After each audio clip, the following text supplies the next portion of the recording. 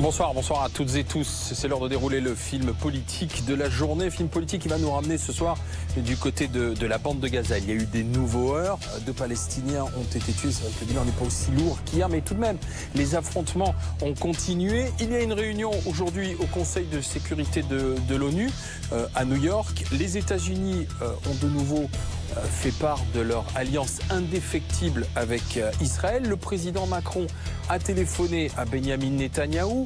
Le ministre français des Affaires étrangères s'est fait interpeller à l'Assemblée nationale. Donc, est-ce qu'il peut y avoir une espèce de changement de donne politique? Est-ce que les Européens, la France, peuvent arriver à influer sur les événements dramatiques? Nous verrons ce qu'en disent Thierry Arnaud, Laurent Neumann et Apolline de Malherbe. Un jugement était très attendu aussi aujourd'hui, celui concernant Jérôme Cahuzac. C'est l'un des scandales les plus retentissants de la Ve République. Tout le monde se souvient entre 2012 et 2013 de cette affaire de fraude fiscale. Il a été condamné à 4 ans de prison, dont 2 fermes, 300 000 € d'amende, 5 ans d'inéligibilité.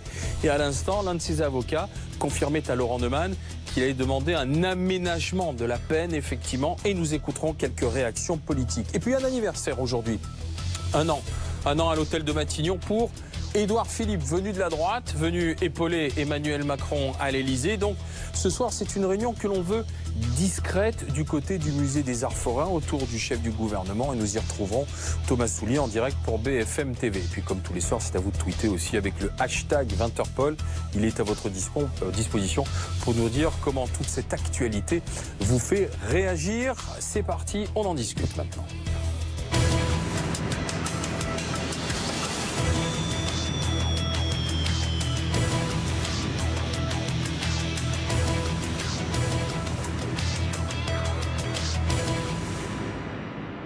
La bande de Gaza, donc au lendemain des sanglants affrontements et représailles israéliennes, 2 morts aujourd'hui, mais c'est surtout la réunion du Conseil de sécurité de l'ONU qui nous intéresse. L'ambassadrice américaine a pris fait et cause pour Israël. Nikki Haley parle même de retenue de la part de Tsahal. Je demande à mes collègues du Conseil de sécurité qui accepterait ce type d'agissement à ses frontières. Personne.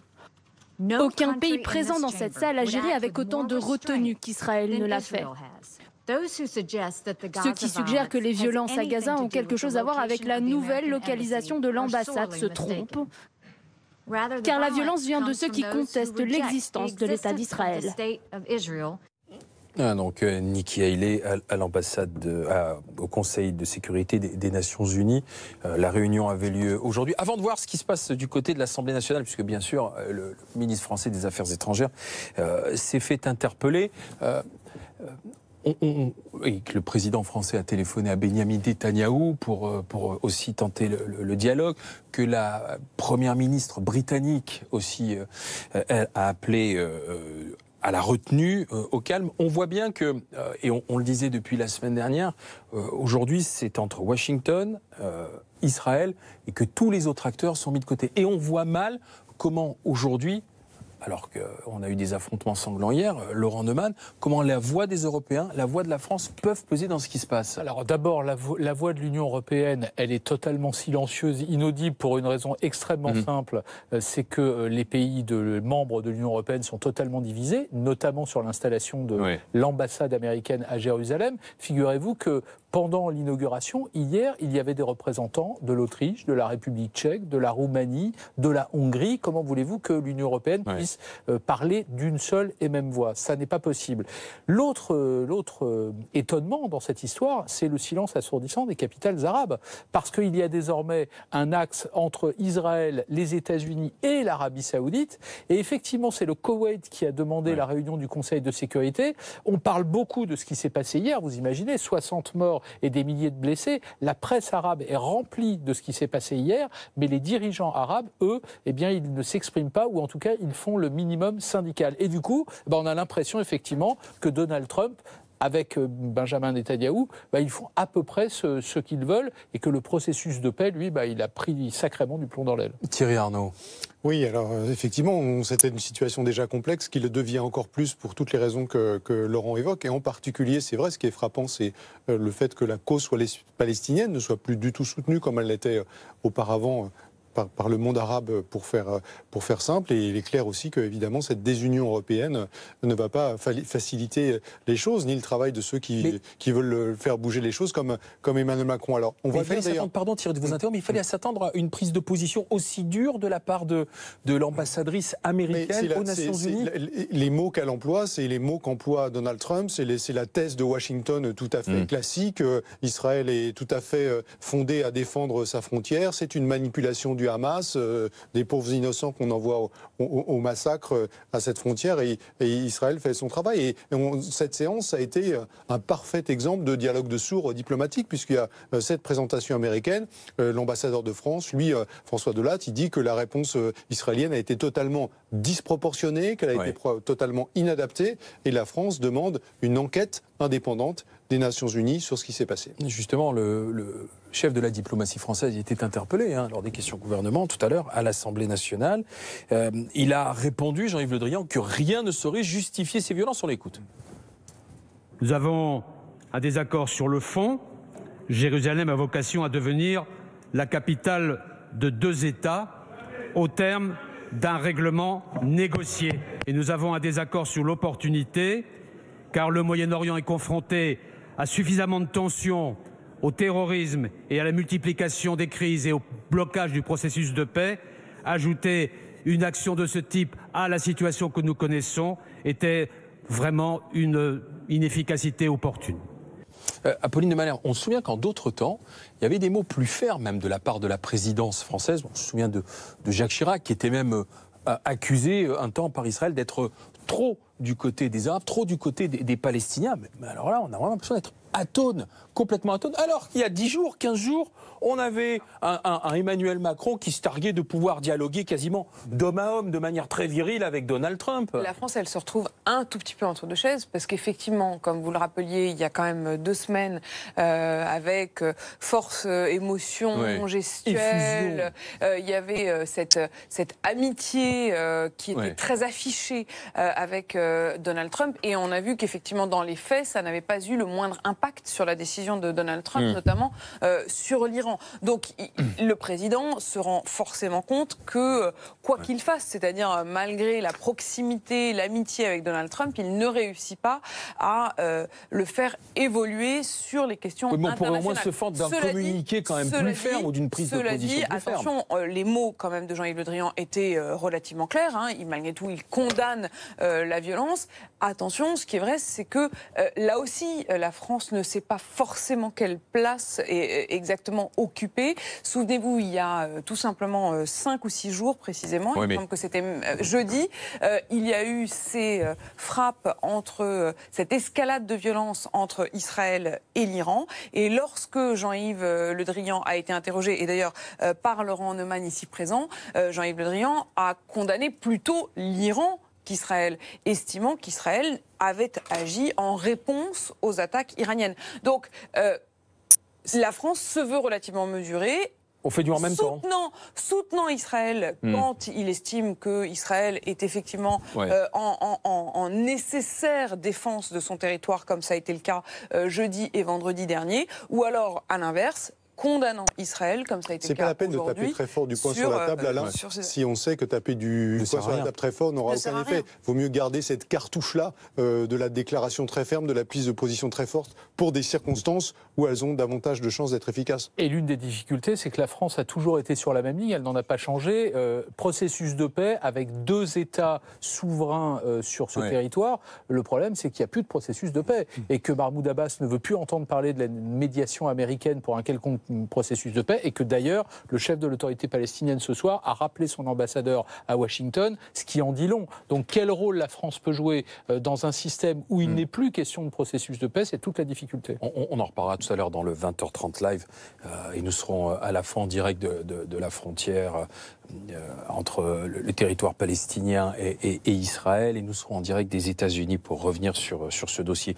L'affaire Cahuzac, ou plutôt le jugement Cahuzac. L'ancien ministre a été condamné à 4 ans de prison, dont 2 fermes, une amende de 300 000 €, 5 ans d'inéligibilité. Toute la question était de savoir si ces avocats, on a entendu Éric Dupond-Moretti nous dire que la justice était passée, s'ils allaient demander l'aménagement de la peine. Et ça s'est passé sur BFM TV. Laurent Neumann était avec l'un des avocats. Oui, ils vont le demander. Nous allons lui demander ce qu'on appelle un aménagement de peine. Ainsi que l'a indiqué une de mes consoeurs tout à l'heure à votre antenne, il y a plusieurs possibilités. En réalité, il y en a 2, qui est la semi-liberté, les gens dorment en prison et sont libres dans la journée, ou plus probablement le bracelet électronique, c'est-à-dire le fait qu'il est limité dans ses déplacements et qu'il doit être chez lui le matin et le soir.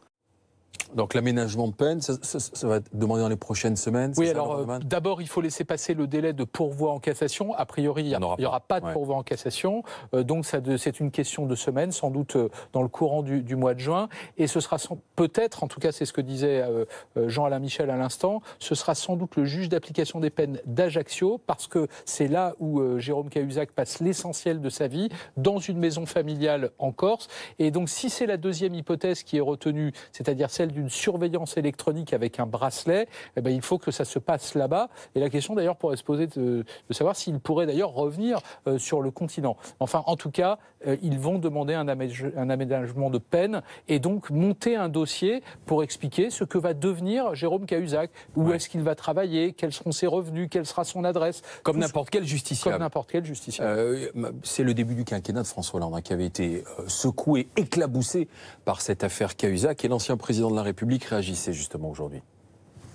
La justice devait passer parce que l'acte était grave. Grave d'exercer une responsabilité, et notamment au ministère des Finances, alors qu'il y avait une fraude. Grave parce qu'il y avait eu mensonge à mon égard, mensonge à l'égard de la représentation nationale. Grave parce qu'il s'agissait d'un homme public qui devait être exemplaire. À partir de là, la sanction, celle qui a été prononcée par la justice, elle est exemplaire.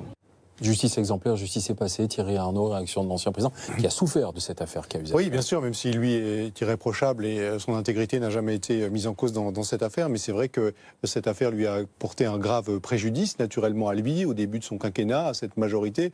Il faut se souvenir de cette affaire qui était quand même incroyable au sens propre du terme. Ce ministre qui prend la tête de la croisade contre la fraude fiscale, qui est lui-même coupable de cette fraude fiscale, qui nie tout en bloc et en détail, qui nie tout les yeux dans les yeux, et qui donc a fait un tort considérable non seulement à François Hollande, à son quinquennat, à sa majorité, mais également au monde politique en général. Et c'est toute la difficulté de cette affaire au fond, Alain, parce que la justice, elle avait face à elle aujourd'hui à la fois un homme et un symbole politique. Et son travail, c'est de rendre une décision qui concerne l'homme, d'appliquer la loi sans se préoccuper du symbole politique. Mais le symbole politique, il est évidemment là, et on peut imaginer qu'un certain nombre de ceux qui nous regardent ce soir sont peut-être déçus, voire choqués par la possibilité de voir Jérôme Cahuzac échapper à la prison, si c'est le cas, même si il faut quand même rappeler que cette condamnation, naturellement, elle est lourde et qu'il a subi de nombreux et de profonds désagréments depuis le début de cette affaire. À juste titre. Vous disiez que certains peuvent être choqués. On en a entendu à l'Assemblée nationale, justement, être choqués. Je vous propose d'écouter 3 réactions. Marine Le Pen, Alexis Corbière, Olivier Faure, Front National, France Insoumise et la Nouvelle Gauche. La sévérité de cette décision, qui est tout de même sévère, mais surtout la peine qu'il subit depuis que cette affaire a éclaté au grand jour, m'apparaît comme étant suffisante en quelque sorte en termes d'exemple. C'est une bonne chose. Est-ce que la justice aurait être plus sévère? J'en sais rien. En fait, c'est pas à moi de juger. Est-ce qu'il doit aller en prison? Je sais que des gens vont en prison, les gens connaissent, des petites gens qui vont en prison pour moins grave que ce qu'a fait M. Cahuzac. La justice passe désormais, quel que soit en fait le statut que l'on puisse avoir, que l'on soit puissant ou misérable. Eh bien, les jugements de cour sont les mêmes pour tous. Alors c'est vrai que la France insoumise, je reprends la phrase d'Alexis Corbière, je connais des petites gens qui vont en prison pour moins que ça. Et on va vous renvoyer à la figure, dis donc, le chef d'entreprise qui peut-être à un moment a confondu la caisse personnelle et la caisse de la boîte, lui, on lui trouvera pas d'aménagement de peine. Il y a un peu de mansuétude en compte de Jérôme Cahuzac. Alors ce qui est vrai, et Marine Le Pen ne tape pas très fort sur les hommes Cahuzac. Politiques, franchement, aujourd'hui, plutôt dans la retenue. Sont plutôt dans la retenue. C'est-à-dire que Marine Le Pen dise, écoutez, la justice passe, alors que effectivement, Jérôme Cahuzac va échapper à la prison. Alors la réalité, c'est à quoi on compare Jérôme Cahuzac? Si on le compare à d'autres fraudeurs fiscaux, alors il n'est pas plus maltraité, il est même plutôt plus... Enfin, il est plus maltraité qu'eux. C'est-à-dire que c'est assez rare, finalement, dans ce pays, et ça, on peut en discuter, mais c'est assez rare dans ce pays que des fraudeurs fiscaux aillent derrière les barreaux. En général, s'ils sont attrapés, ils payent des amendes, ils sont condamnés à la prison avec sursis, mais ils ne vont pas physiquement en prison. Donc de ce point de vue-là, on peut en débattre. La France insoumise a raison finalement de souligner que la France ne condamne pas, en tout cas à la prison, ces délinquants fiscaux, alors que ceux qui font de la prison volent effectivement plutôt moins en termes de paquets d'argent. La délinquance en col blanc s'en sort bien. Après, j'ai envie de dire, il n'est pas n'importe quel délinquant fiscal, puisqu'il était tout de même celui qui précisément était censé, pas n'importe quel ministre, encore une fois, ça c'est pas juste un homme politique qui fraude, c'est le ministre du budget, c'est celui qui est censé incarner la probité de l'État et aller chercher l'impôt chez les Français. Et le comble du comble, j'ai envie de vous dire, c'est que quand Jérôme Cahuzac est arrivé à Bercy, il a été l'un des plus fermes. Il a voulu renforcer la lutte contre les délinquants fiscaux. C'est absolument le comble. Oui, mais sauf que Thierry l'a expliqué, la justice dit le droit, rien que le droit. Et donc, au regard de ce qu'il a fait, elle doit prononcer une peine. D'abord, on a l'impression quand même que la Cour d'appel s'est déchargée. Bien sûr, la décision, elle est extrêmement sévère, ça ne fait aucun doute. Mais sur le fait de savoir s'il y a incarcération ou pas, elle s'est déchargée sur le juge d'application des peines. Et vous verrez que le jour où on découvrira qu'il ne va pas en prison, il y aura débat dans l'opinion, ça ne fait aucun doute. Et je ne suis pas sûr que les déclarations qu'on a entendues de responsables politiques aujourd'hui, si ces responsables politiques se rendent service à eux-mêmes. Parce qu'au fond, ils donnent l'impression, à l'exception de la France insoumise, d'avaliser le fait que, au fond, si Cahuzac ne va pas en prison, c'est assez normal. Mais c'est exactement ce que l'opinion publique reproche aux responsables politiques. C'est qu'au fond, ils ne seraient pas tout à fait des justiciables comme les autres. Je pense que ce débat-là, il est loin d'être clos. Une année à Matignon pour Édouard Philippe. Dans un entretien accordé au Monde, le Premier ministre assure qu'il ne se pose plus la question de savoir dans cette histoire, depuis qu'il est à Matignon avec Emmanuel Macron à l'Élysée, s'il est de droite. Il assume appliquer la politique du président. Thomas Soulier, des proches des élus La République En Marche lui ont préparé une petite fête du côté du musée des Arts Forains. Mais, mon cher Thomas, et vous en êtes le témoin pour BFM TV, comme on dit, on veut la jouer discret. Oui, la preuve, Alain, le lieu a été tenu secret jusqu'à 17h. D'abord pour éviter évidemment les manifestations. Alors ça ne risque pas. Regardez autour de moi, le secteur est totalement quadrillé. C'est quartier mort ici dans le 12e arrondissement de Paris. Et puis pour éviter que les journalistes soient trop nombreux ici dans le 12e arrondissement de Paris. Et là, c'est raté, car vous le voyez, ils sont tous là, mais bloqués à 25 mètres de l'entrée. On peut difficilement poser des questions aux parlementaires ou encore aux membres du gouvernement. Les marcheurs ne veulent pas que l'événement soit beaucoup trop médiatisé. Et ici, on ne parle pas de fête, mais d'événements convivial. Je cite l'élément de langage. Pourquoi ? Eh bien, le Premier ministre l'a expliqué à midi devant les députés à l'Assemblée nationale. Je le cite, il faut éviter toute auto-célébration. On n'a pas fini le travail, loin de là. Donc ce soir, Alain, pas question de fanfaronner alors que le quinquennat ne fait que commencer. Un petit bonsoir de ce monsieur. Merci Thomas Soulier, impeccable, flegmatique et précis. L'ami Thomas.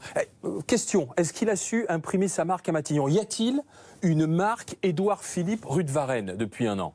C'est difficile à dire. Oui, donc ça veut dire non. Ce qui veut dire qu'en tout cas, il n'y a pas... Non, alors sa marque, c'est peut-être justement de ne pas en avoir. Au fond, ce qu'on vous répond à Matignon, c'est que justement, il est dans le respect le plus total des institutions, c'est-à-dire un Premier ministre qui ne fait pas semblant d'être calife à la place du calife, qui est un Premier ministre discret, qui est collaborateur, appliqué sans en faire trop, ce que demande le président. Le seul petit bémol là-dessus, c'est qu'on a un président Emmanuel Macron qui a souhaité et qui a fait toute sa campagne et tous ses choix d'entourage sur une seule chose, c'est d'être au fond le seul. Il a choisi pour l'entourer des gens discrets qui n'ont pas forcément un passé politique immense, parce que certes, Édouard Philippe est quelqu'un qui a beaucoup d'expérience, mais qui n'était pas sous le feu des projecteurs, et qui, du coup, sont des gens assez discrets, assez low profile, ce qui fait qu'on attend tout du président, puisque les autres voix ne sont pas suffisamment lourdes pour peser. Et regardez ce qui s'est passé quand il y a un acte aussi grave que l'attentat qui a eu lieu dans les rues de Paris, au cœur même de la capitale samedi.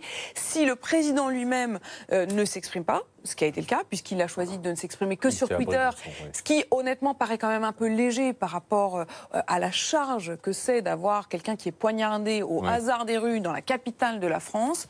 Eh bien, certes, Édouard Philippe était là, certes, le ministre de l'Intérieur était là, mais comme ils n'ont effectivement pas forcément ce poids, et qu'ils l'assument comme tel, eh bien ça crée un peu un vide. En même temps, la situation sociale est un peu tendue en ce moment. Donc on comprend que ce soir, les 1 an à Matignon, on veut la jouer discrète simplement pour revenir sur la pure forme. Après, est-ce qu'il y a une marque Édouard Philippe? Je vous repose la question, monsieur. Oui, alors d'abord, vous avez raison. Je pense que c'est la raison d'être de cette protection autour de cet événement ce soir, c'est qu'évidemment, il ne fallait pas du tout donner l'impression qu'on avait quelque chose à célébrer et qu'on faisait la fête.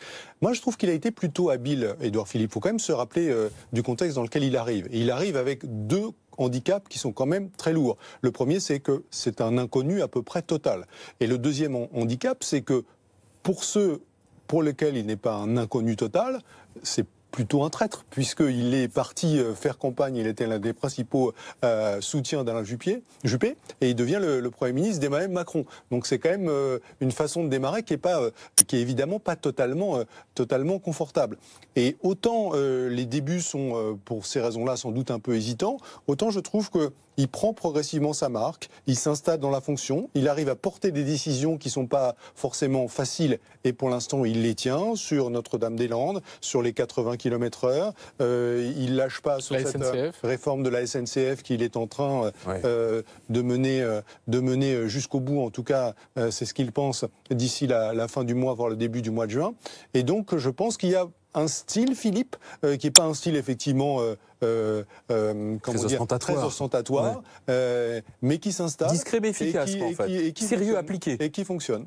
Il ne vole pas la vedette à Emmanuel Macron, ce qui fait d'ailleurs d'Emmanuel Macron en ce sens un excellent DRH, franchement, parce qu'il fallait y penser. Aller chercher Édouard Philippe, c'était pas évident. Et 2, il a gagné cette notoriété qui lui faisait défaut au début. Et 3, parce que ça me paraît important, attention, il n'est pas membre de La République En Marche. Et Édouard Philippe est peut-être un Premier ministre qui est dans l'ombre du président, mais c'est un Premier ministre qui, à ses yeux en tout cas, est libre de son action. C'est pas anodin qu'il ait décidé de ne pas adhérer à La République En Marche. Et il n'y a aucun parasitage entre l'Élysée et Matignon. Je veux dire, non, c'est fluide. C'est une des réussites. Et d'ailleurs, un des systèmes qu'ils ont mis en place existait déjà un peu avant, mais ce n'était pas peut-être poussé aussi loin. C'est d'avoir des conseillers en commun sur un certain nombre de sujets. C'est-à-dire le conseiller du président et le conseiller du ministre sur tel ou tel dossier. C'est le même. Ça fonctionne plutôt pas mal. Et globalement, est-ce que depuis qu'il est Premier ministre, vous avez en tête un gros couac au sein du gouvernement? De ce côté-là, les choses se sont plutôt pas mal passées. Le contraste de ce point de vue-là est absolument saisissant avec l'intégralité du quinquennat de François Hollande. Parce que certes, il y a eu une grosse concentration de couac au début, notamment lorsque Jean-Marc Ayrault était à Matignon, mais ensuite ça n'a pas arrêté. On a l'impression qu'en permanence, le quinquennat de François Hollande courait derrière le fait de rabibocher les uns avec les autres. Il y avait en permanence quand même des non-dits qu'on sentait de plus en plus présents entre Matignon et l'Élysée. Et de ce point de vue-là, c'est une réussite. C'est évident que le respect des institutions, au risque du coup d'une trop grande discrétion, mais au moins il n'y a pas de rivalité entre l'Élysée et Matignon. Dans un instant, le 20h30 live, on se retrouve en direct et vous écouterez dans le 20h30 live un témoignage de l'un des policiers qui est intervenu samedi soir, quartier de l'Opéra à Paris, face aux terroristes armés du couteau. C'est lui qui, le premier, a essayé de neutraliser avec le taser avant qu'il n'y ait les coups de feu et il s'est confié à Sarah Loukoel.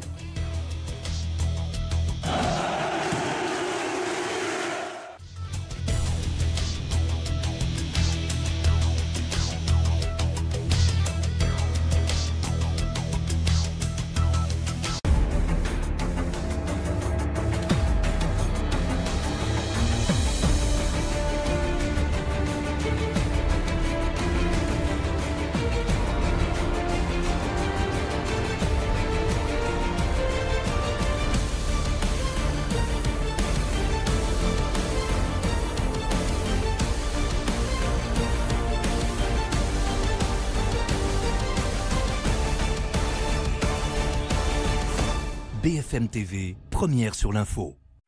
Retrouvez votre programme avec Allianz, assureur des particuliers et des professionnels.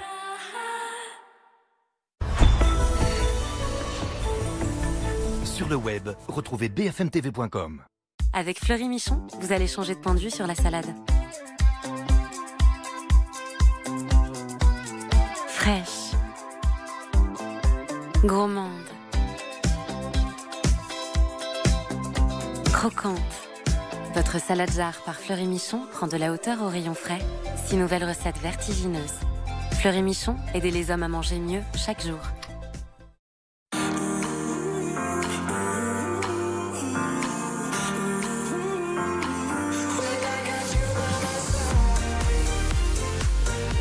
Trouvez le plus beau cadeau pour la plus belle des mamans.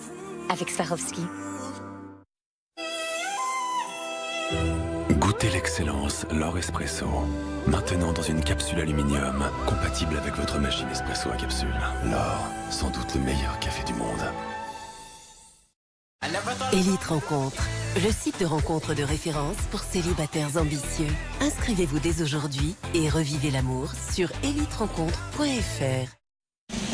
Sunny, yesterday my life was filled with rain. Sunny, you smiled at me and really eased the pain. Chaque jour, se dépasser. Se rapprocher de ceux qui sont loin. Chaque jour, décider de la vie que l'on veut et poursuivre ses rêves. Parce qu'il n'y a pas de temps à perdre, que des choses à partager. Profitez de 0 € de frais de transfert pour votre première transaction. Téléchargez l'appli Western Union.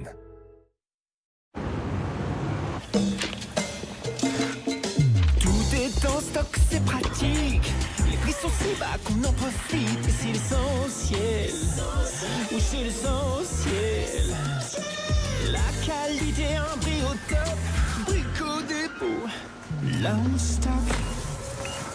La qualité, le prix, Brico Dépôt, l'essentiel en 2 mots. Et c'est comme ça depuis 25 ans. Là, on en fait peut-être un peu trop. Plus de 120 Brico Dépôt partout en France.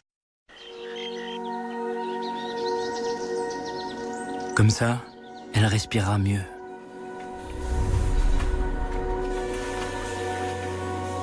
Et c'est parti pour le tour du monde.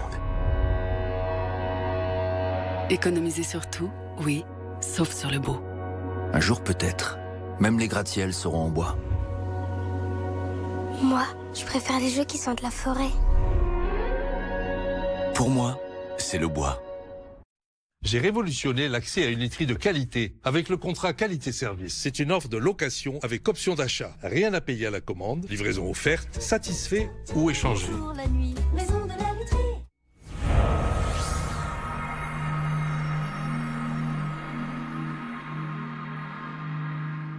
Voici la Citroën C3 de Martin. Elle aurait pu être aussi comme ça, ou bien comme ça. Et là, c'est Martin. Il aurait pu être comme ça, ou bien comme ça. Mais en fait, Martin, lui, il est plutôt comme ça. Citroën C3, avec 36 combinaisons de personnalisation. Citroën. En mai, profitez de Citroën C3 graphique à partir de 12 490 €.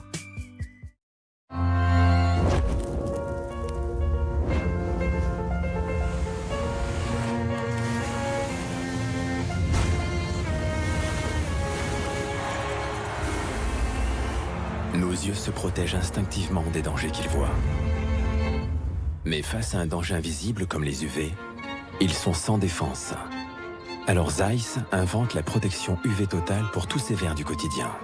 Ces produits sont des dispositifs médicaux.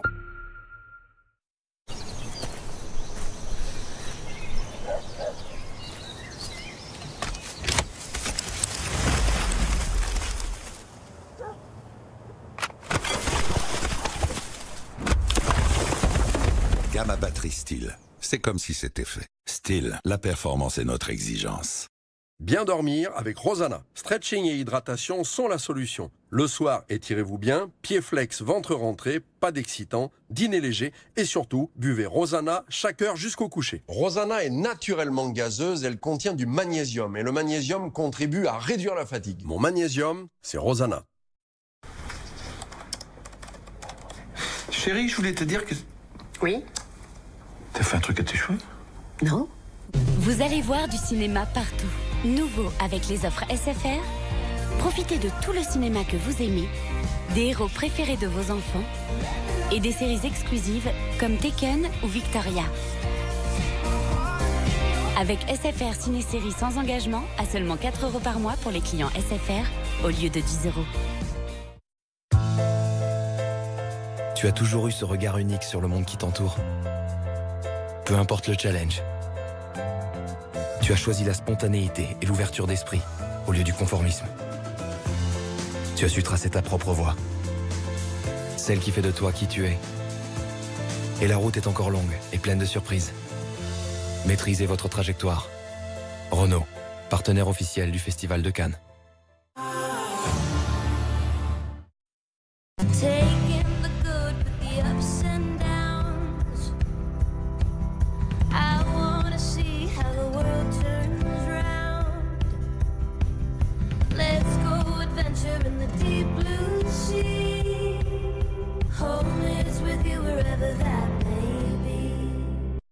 Avec Fleury Michon, vous allez changer de point de vue sur la salade. Fraîche, gourmande, croquante. Votre salade jarre par Fleury Michon prend de la hauteur au rayon frais. Fleury Michon, aidez les hommes à manger mieux chaque jour.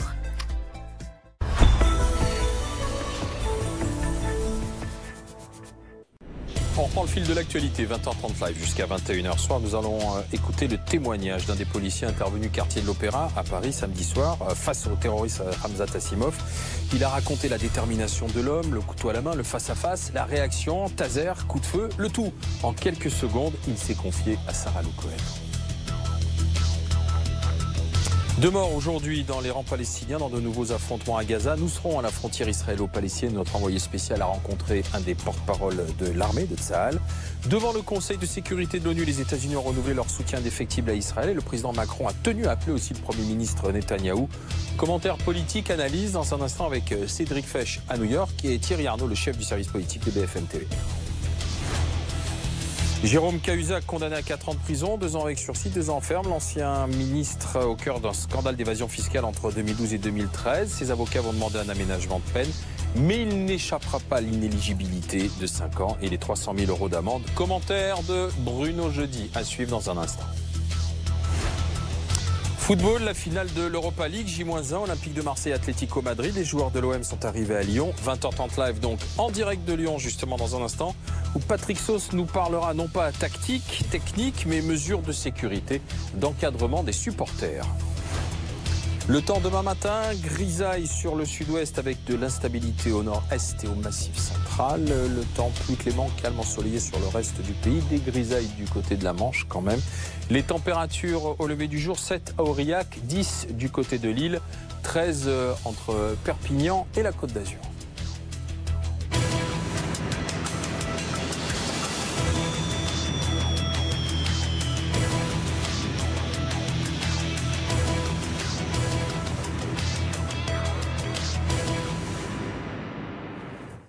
Et témoignage dans ce 20h30 live, celui d'un des policiers qui samedi soir a fait face aux terroristes du quartier de l'Opéra. Il raconte la scène très rapide, leurs interventions avec taser et finalement les coups de feu pour maîtriser Ramzat Assimov. Graziella Rodriguez, Sarah Lou Cohen et François Pitrel.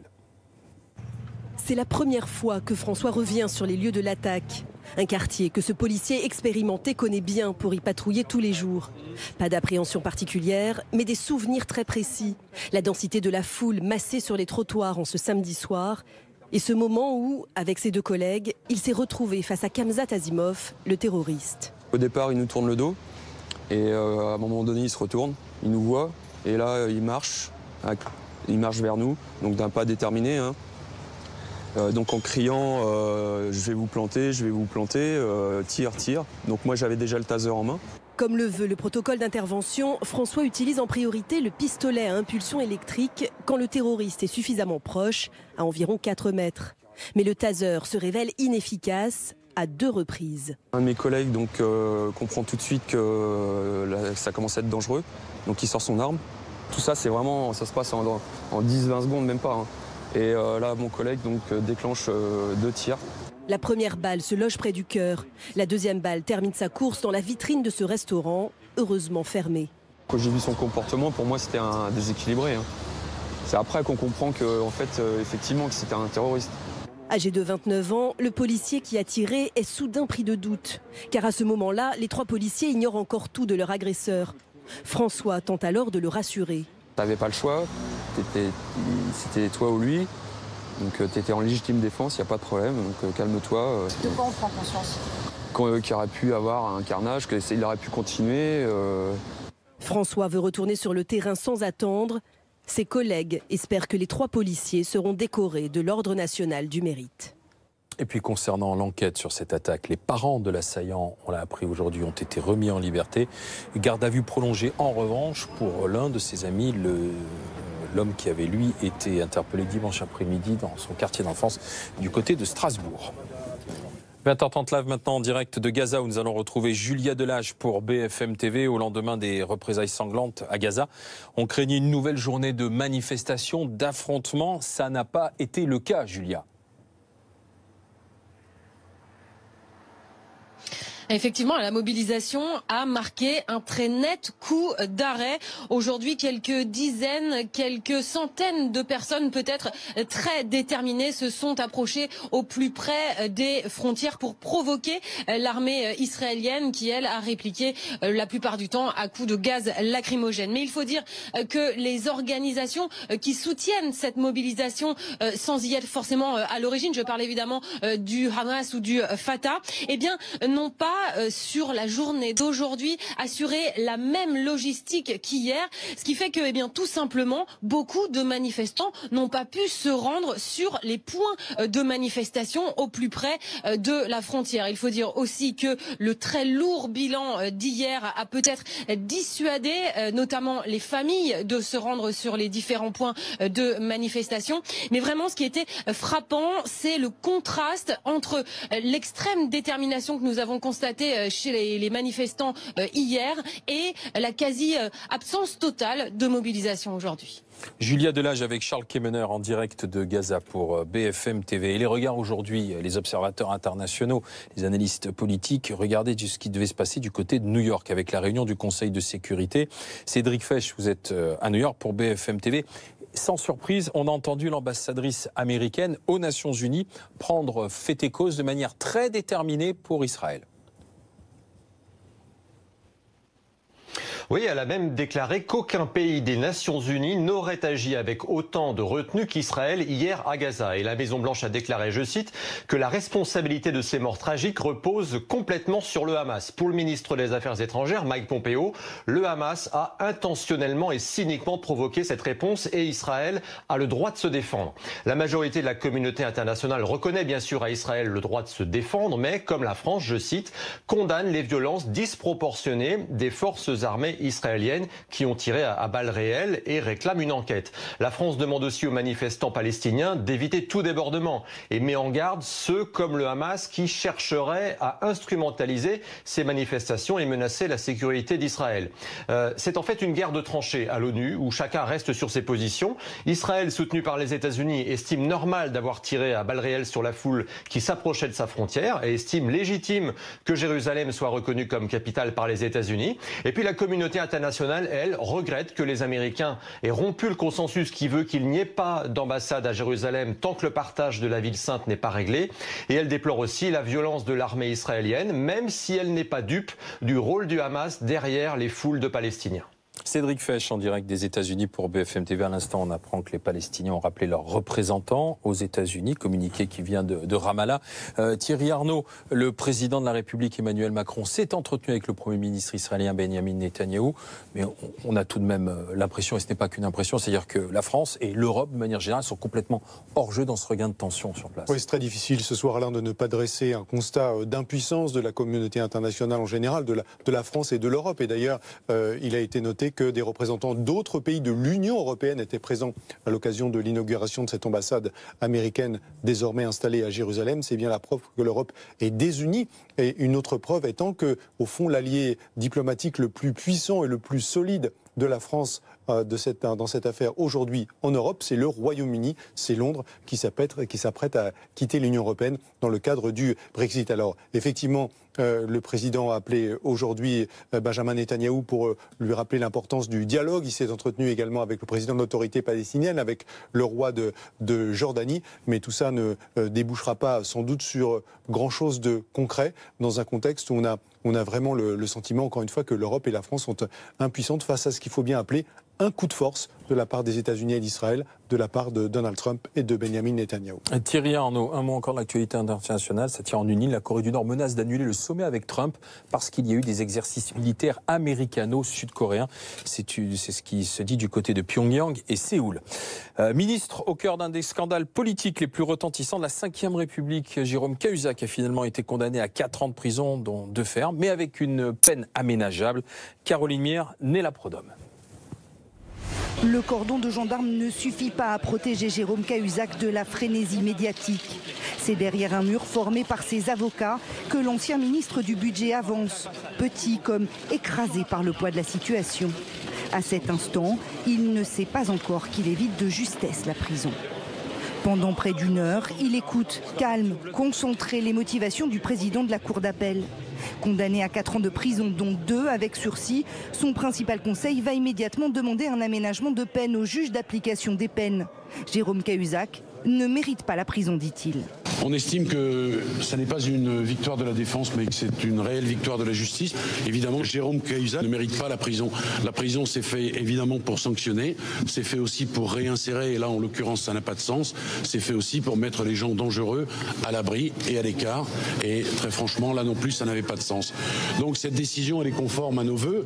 Elle est plus grave d'une certaine façon. C'est une peine de 4 ans qui a été prononcée, dont 2 ans avec sursis.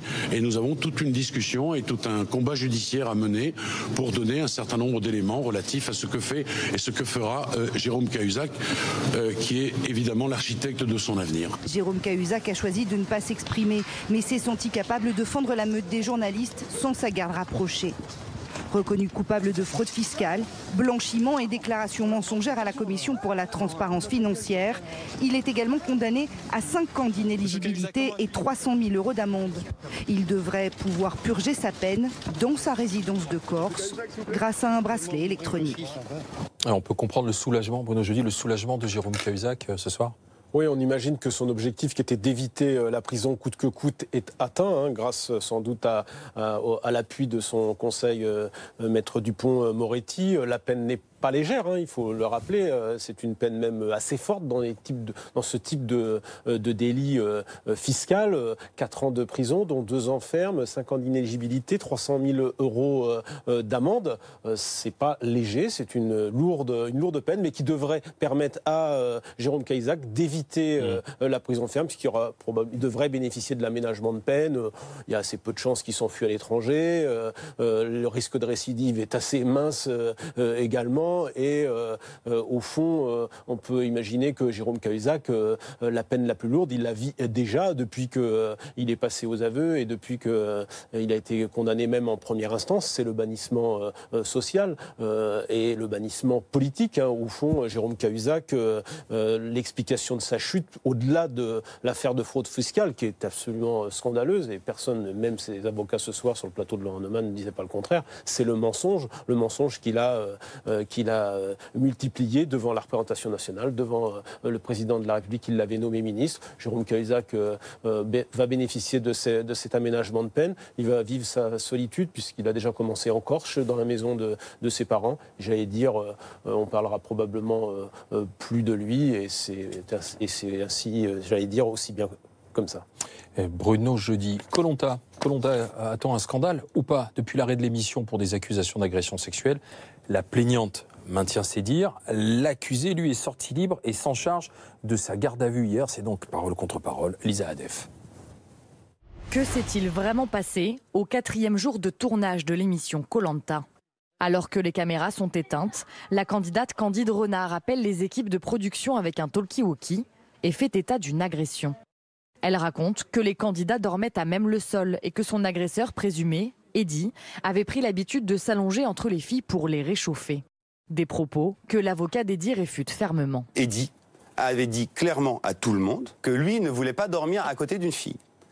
Pour la simple et bonne raison, c'est qu'il ne voulait pas que sa femme, ses proches, puissent dire « Eddy dort entre deux filles ». Pourtant, devant les enquêteurs, Candide Renard affirme avoir été réveillé dans la nuit alors qu'Eddy était en train de l'embrasser et de pratiquer des attouchements sous ses vêtements.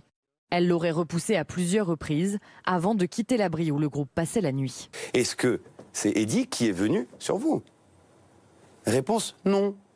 Je me suis levé parce que j'avais quelque chose à faire dans la nuit et quand je suis revenu, je me suis mis contre Eddy. Ces allégations ont valu 4 heures d'audition à son agresseur présumé. 4 heures durant lesquelles il nie les faits. Eddy sort libre. À partir du moment où vous ressortez libre, c'est que les policiers estiment qu'il n'existe plus aucun soupçon à votre encontre. De son côté, Candide Renard, la plaignante, maintient sa version. Son avocat déclare qu'elle ne cédera à aucune pression. De telles méthodes visant à déstabiliser une plaignante dénonçant des faits aussi graves à un stade aussi préliminaire d'une enquête sont proprement inadmissibles et ne seront pas tolérées. La diffusion de cette 19e saison était prévue pour septembre prochain. La finale de l'Europa League, OM Atlético de Madrid, J-1, des joueurs marseillais à pied d'œuvre, arrivés aujourd'hui à Lyon, au calme dans leur hôtel, on imagine en pleine concentration.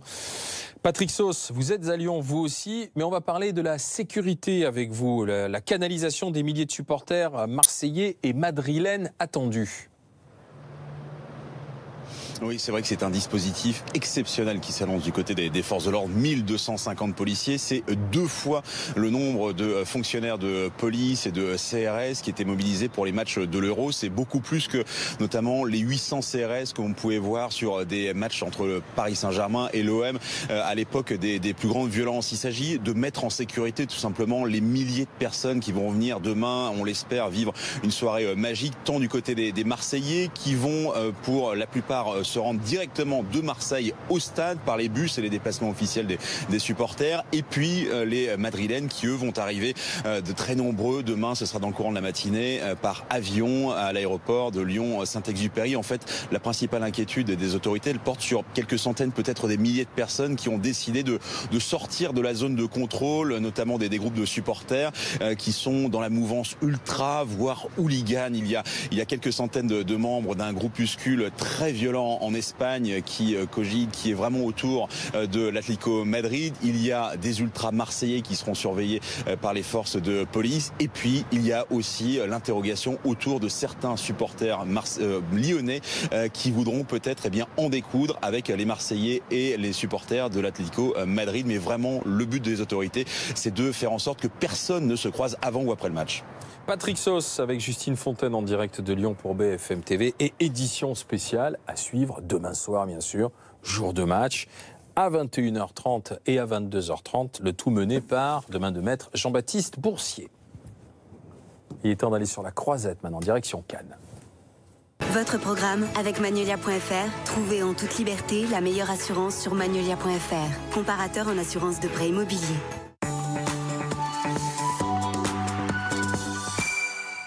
Candice Mahmoud en direct de la Croisette. Le Festival de Cannes ne peut échapper à Star Wars, à un nouveau volet. Alors cette fois-ci, on plonge dans la jeunesse d'Harrison Ford, de Han Solo, ma chère Candice.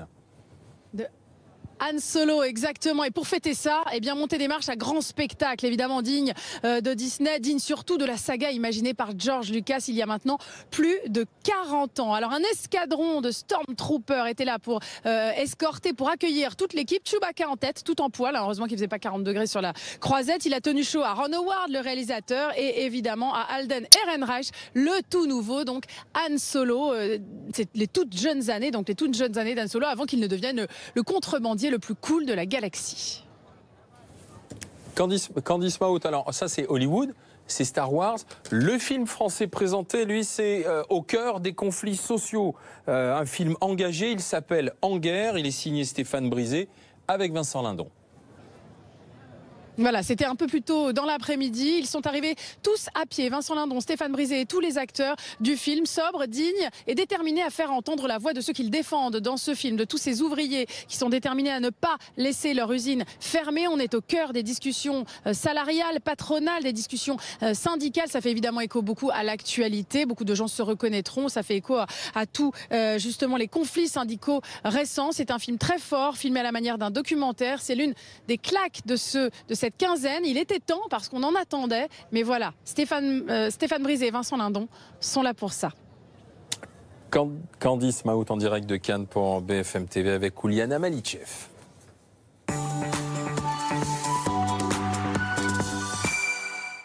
Votre programme avec Magnolia.fr. Trouvez en toute liberté la meilleure assurance sur Magnolia.fr. Comparateur en assurance de prêt immobilier.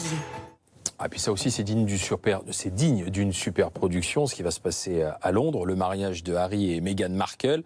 Marion Lourd est dans la capitale britannique pour BFM TV, avec une nouvelle qui fait sensation, parce que le père de la future mariée, Thomas Markle, devrait finalement assister à la cérémonie. C'est en tout cas ce qu'affirme le site internet TMZ, un site américain qui est souvent bien renseigné. Alors d'après TMZ, Thomas Markle détesterait, je cite, l'idée de ne pas pouvoir conduire sa fille à l'hôtel. Il détesterait aussi l'idée de rater un moment historique. Alors les journaux d'ici du soir, notamment les journaux du soir, ils sont beaucoup moins optimistes. La preuve. Voilà, il rappelle alors évidemment le problème qui a fait qu'on s'est posé la question de la venue de Thomas Markle. Tout simplement, Thomas Markle a mis en scène des photos avec des paparazzis, des clichés qui le montrent, lui, en train de se faire prendre les mesures, peut-être pour un costume, ou encore en train de regarder les nouvelles de sa fille sur Internet. Alors, la raison pour laquelle Thomas Markle voulait renoncer, d'après la presse ici, c'est tout simplement qu'il voulait éviter d'être un embarrassement, en fait, pour sa fille. Le problème, c'est que, selon TMZ toujours, la raison officielle, elle tient toujours. C'est qu'il a fait une crise cardiaque il y a quelques jours et qu'on ne sait pas si les médecins vont le laisser venir. Donc le suspense reste entier. Marion Lourd à Londres pour BFM TV. Dans un instant, News et compagnie avec Nathalie Lévy, ses chroniqueurs, ses invités. Tout de suite, la météo, Daniela Prépeliouk. Bonne soirée, à demain.